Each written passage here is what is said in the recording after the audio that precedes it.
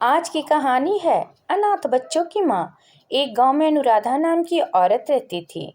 उसका बालपन बहुत नाजुक हालातों में बीता था। वह कभी स्कूल नहीं गई थी। उसकी माँ ने उसका विवाह विक्रमपुर के छोटे किसान से कम उम्र में ही शादी कर दी थी। उस काल में शादी कम उम्र में हो जाती थी। उसके ससुराल वाले इतने अच्छे नहीं थे। सास उसे हमेशा दोष देती थी। उससे दिन भर सारा काम करवा लेती थी और खाने के समय में उसे बासी खाना देती थी। उसका पति भी उसकी कोई बात नहीं सुनता और उस पर हर छोटी मोटी बात पर चिल्लाता था।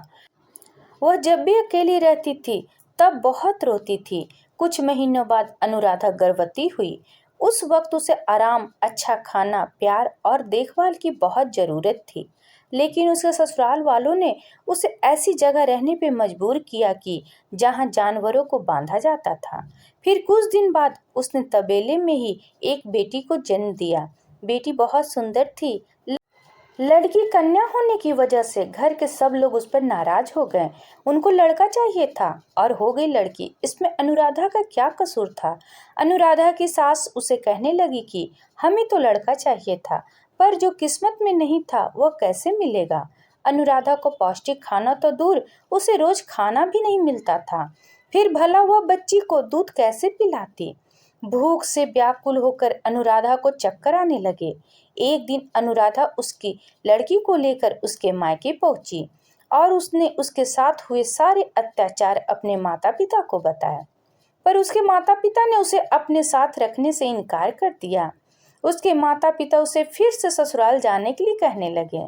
अनुराधा की माँ उसे कहा कि अब तेरा मायका तेरा नहीं रहा, अब तेरा ससुराल ही तेरा घर है, तू ससुराल जा। ऐसी बातें सुनकर वह चौंक गई। उसको कुछ समझ में नहीं आ रहा था। फिर अनुराधा अपने मायके से निकली, पर उसको उसके ससुराल जाने की इच्छा नहीं हुई। अनजान रास्ते पर उसकी बच्चों को लेकर दिन भर वह चलती रही। शाम हो गई, वह प्यास और भूख से व्याकुल हो गई। जैसे जैसे रात होने लगी वैसे वैसे उसको डर लगने लगा। उसके पास खाने के लिए कुछ भी नहीं था। चलते चलते वह स्टेशन पर पहुंची। स्टेशन भी उसे सुरक्षित नहीं लग रहा था। उधर बुरे किस्म के आदमी घूम रहे थे। उनको देखकर बहुत घबरा गई। आखिरकार उसने विचार किया कि सबसे सुरक्षित जगह तो रात को शमशान ही होगा, क्योंकि उधर लुटेरे और डाकू जिंदा तो नहीं आएंगे। सब शमशान में जाने से डरते हैं। फिर वह शमशान की ओर चली गई। उसने इधर उधर देखा तो उसको सब चिताएं जलते हुए दिख रहे थे। कुछ चिताएं जल के ठंडी हो चुकी थी। जिंदा लोगों से उसे मरे हुए लोगों की दुनिया अच्छी लगी। उसे बहुत जोर से भूख लग रही थी और डर भी लग रहा था। उसकी बच्ची अचानक जोर जोर से रोने लगी। फिर उसकी बच्ची को देखकर वह भी रोने लगी। अनुराधा बच्ची से कहने लगी कि शांत हो जा मेरी बच्ची, मैं कैसे माँ हूँ कि मेरी बच्ची की भूख भी नहीं मिटा सकती। उसने आजू बाजू देखा तो उसे चिता के पास एक आटे का गोला दिखा और उसने उस आटे के गोले से दो मोटी रोटी बनाई। चिता की लकड़ियों पर उसने वह रोटी सेकी और खाई। खाने के बाद उसने उस शमशान को प्रणाम किया, क्योंकि शमशान भूमि ने भूख से मर रही उसे और उसकी बच्ची को जीवन दान दिया था। इस प्रकार अनुराधा सुबह स्टेशन पे रहती थी और रात को चोरी डाकुओं से बचकर शमशान में।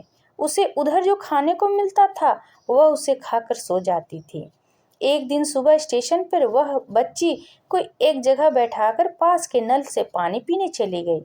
फिर पानी पीने के बाद जब वह वापस आए तब उसे बेटी उधर नहीं थी। वह रोने लगी और चिल्लाते हुए बोली, हे भगवान, मेरी बेटी को कौन उठा कर ले गया? उसके बिना मैं क्या करूंगी? उसने उसे बहुत ढूंढा पर उसे वह कहीं नहीं मिली। कितने दिन से अनुराधा अपनी बेटी के लिए रोई जा रही थी। उसकी हिम्मत टूट गई थी। वह जब जब सोचती कि मेरी छोटी सी बच्ची को कैसा लग रहा होगा, वह किस हाल में होगी, ऐसे बातें सोचकर उसका मन बैठ जाता।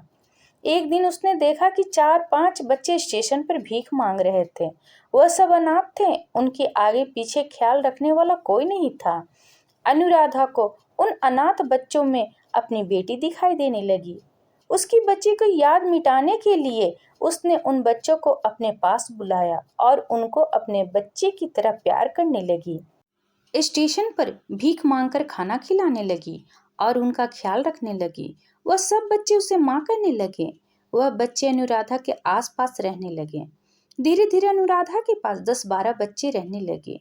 अब वह सब बच्चों की माँ बन गई थी।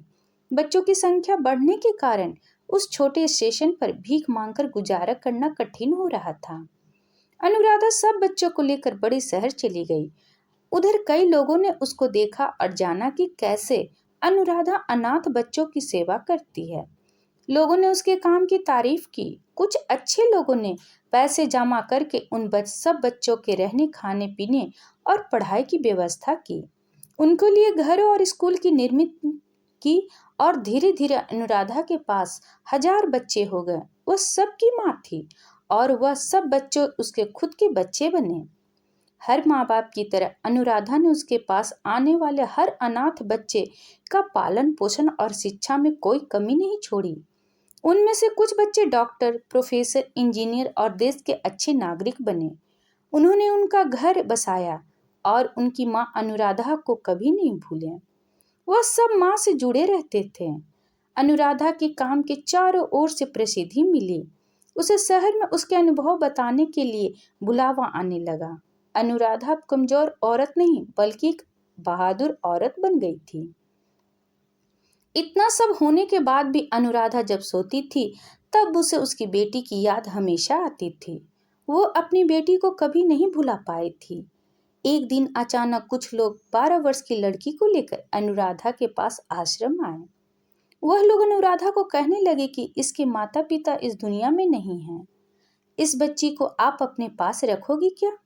अनुराधा ने ध्यान से उस बच्ची को देखा कि उसके माथे पर वही निशान है जो उसकी बच्ची को भी था। उसने जब बड़े ध्यान से उसका चेहरा देखा तो वह समझ गई कि यह मेरी गुम हुई बच्ची ही है। अनुराधा अपनी बेटी को देखकर बहुत खुश हो गई। उसने उसको गले से लगाया। उसको उसका गुम हो गया जीवन फिर से मिला। अनुराधा को ऐसा लगा कि उसने दूसरे के बच्चों को पाला, उनकी रक्षा की तो भगवान ने बदले में उसकी बच्ची को सुरक्षित रखा। यह कहानी तो मेरे हृदय को छू गई। इस पर आपकी क्या राय है कमेंट करके ज़रूर बताइएगा। अगर पसंद आया है तो प्लीज़ लाइक एंड सब्सक्राइब करना ना भूलें।